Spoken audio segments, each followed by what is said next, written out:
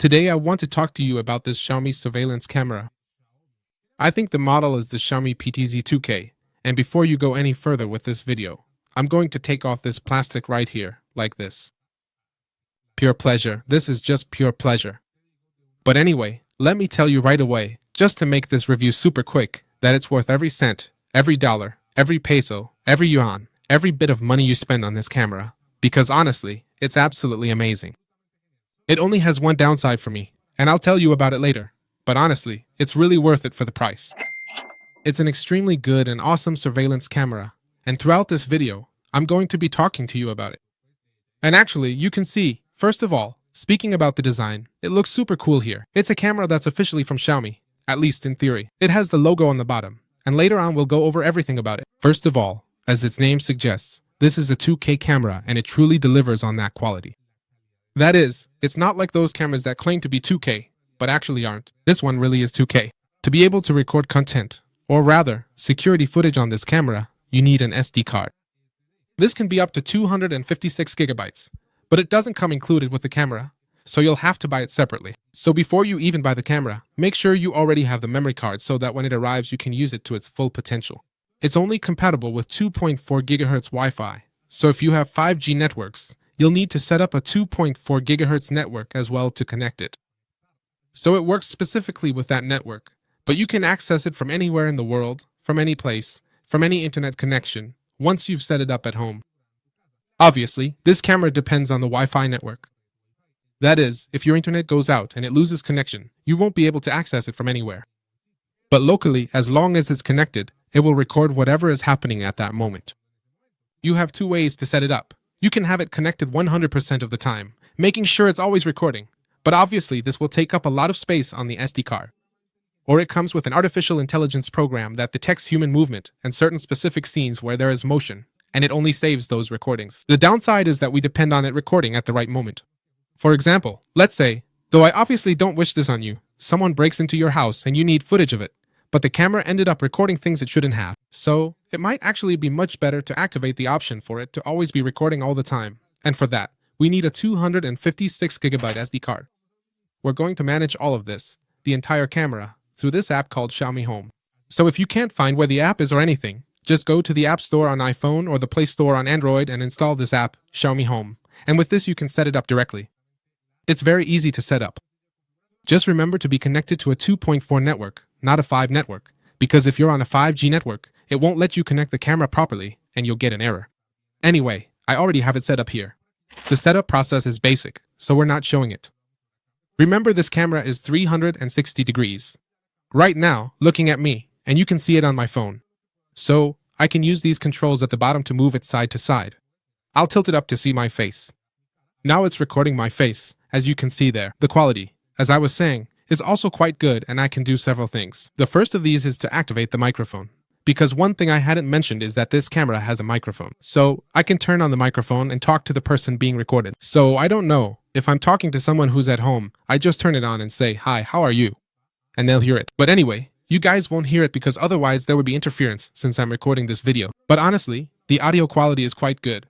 However, I have to tell you right away the big but and the main drawback, which is that the issue with this camera is the microphones. I mean, the speakers are pretty good. When I want to talk to someone through the speaker, using the microphone here, it works really well. In other words, they'll hear me clearly. I just get close, speak to them, and they'll hear me perfectly. The only bad thing is the microphones it has. That is, if you want to listen to what's happening at the location, it's not exactly the best because it doesn't have a very good microphone. Or at least that's been my experience. So if your priority is to clearly hear what's being said in the place where you set up this camera, it's not going to be the best option. In that case, you might want to use a different one. But if your intention is simply to be able to see and talk to the person, and as long as that person can understand you, then that's fine. Just to be clear, I'm not saying it's the worst quality. If the person you're talking to through the camera gets close enough to it, like comes up to about here and says, "Hello, hello, hello, hello," they're going to hear you really well. But obviously, the primary idea with this camera is to put it specifically in corners, perhaps on the wall, because it conveniently comes with this thing right here. And these are like essential accessories, so you can just easily mount it on the ceiling of your house or office, wherever you might need it. And that way, it ends up far away and isn't noticeable. It looks like a regular security camera. You put this up, and then you mount your camera there, and that's it. Now, from the same app, we can take photos. So, let's say I want to take a picture of myself, I just tap once and that photo, as you can see here, is saved to my device. That is, it gets saved to my iPhone or your phone. And if I want to record a video, I can do that too. As you can see, there's a record button here, and now I'm recording myself, and this recording stays on my phone. In other words, one absolutely amazing advantage I see here is that when you record, you don't have to go to the camera, take out the memory card, and then transfer it to a computer or some other device. Instead, you just hit record here whenever you want, and it doesn't notify anyone. The camera isn't going to turn red or anything. Instead, it will just be recording and no one will notice. If you don't want anyone to know, say if there's someone in the house, a thief or something, they won't realize there's a camera there, sitting with a red LED light blinking, recording. No, that's not the case. The camera won't even look like it's turned on.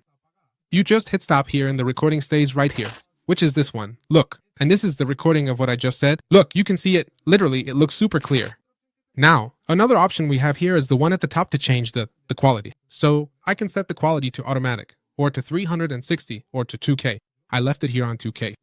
Then also, if I want, I can make it a bit bigger to see the screen larger there. And like I can move left or right, up and down. I can do a 360-degree spin. Wait, let me put it here can see better. So I can do a spin here. Sorry for the mess you're about to see. So here I can move it, move it, move it, move it, move it, move it, move it, and everything, the screens, everything, and that's it, it stops here. Now I can bring it back towards me. So it's not a full 360, because if you notice, when I get to a certain point, I have to bring it back here so I can see myself. I mean, it's not a full 360 spin. Now, besides this, I can go up to the top right, where these three dots appear, and here I can configure absolutely everything. So, the camera settings, and if you want the light to be on or not, if you don't want it to notify you, let's say, you can also rotate the camera with gestures. In this case, well, I prefer to do it 100% from the app. Well, more details that you can configure, like when we activate sleep mode here as well. Image settings, night vision settings, which by the way has a feature that lets you see at night. So it activates that typical filter where everything looks gray and the contrast is increased. This is mainly useful for night mode. You can leave it always on, or you can simply turn it off, or set it to automatic. It works quite well. I mean, honestly, like I said, for the price, I feel that compared to other cameras, this one is really great and works really well. So let's say, here I'm going to turn it on. I'll leave it activated and go back here. And right away it's already on. As you can see, there it is, alright on here. So this is how it looks. You can leave it on like this 100% of the time, so it's always visible, in case the place where you are has very little light. But if not, honestly, I recommend that here in settings and in camera, you leave this set to automatic. Because honestly, the filter they have to detect whether there's little or a lot of light is really good. So it always turns on at night and works pretty well. Then over here, we can keep configuring everything else. And it has an AI setting that works when a baby is crying. It detects it and sends you a notification. But it also has an AI setting that requires a subscription. You have to pay for it, which I personally don't use. I just like to leave it as it is.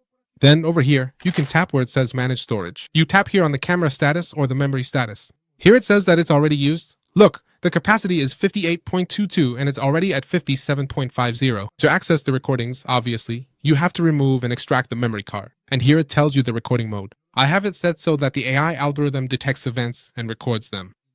Although, like I was saying, you can set it to record all the time with this last option over here. In my case, I prefer to leave it on this one. Also, if you have an NAS server, you can do that too. You can set it up there so you don't have any storage issues and can record all the time without any problem. But you can also do what I mentioned earlier, which is pay for a monthly subscription to store this in the cloud. So this is what the option is called Xiaomi Home Secure. So you just tap on it and it loads up here. Here it shows me the option to pay monthly and it tells you specifically what you can do. Here's the basic membership and here's the plus membership and here you tap where it says compare plans. So this is what each one offers you. It lets you save everything you're recording on your device and well, it's up to you if you want to do that. Honestly, I prefer to save it locally, just like it is right now. And to wrap up, I'd like to tell you something really interesting, which is that this lets you share the device. So, with your account, all you do is register the camera that will show up here, tap where it says open, and then tap the three dots again and select where it says share device. And here you share the device, so you tell the person whether they can have full control to delete and manage devices, or just view. So, for example, you just give them view access, tap next, and here you share it to a Xiaomi account. The person needs to have a Xiaomi account, you share it, or even if you have different devices, what you do is, from your iPhone, and then if you have an Android, on each device you can log in to check the camera and watch from different devices. So, it's not like once you link it to one phone, you can only access it from that phone. You can actually log in from several devices.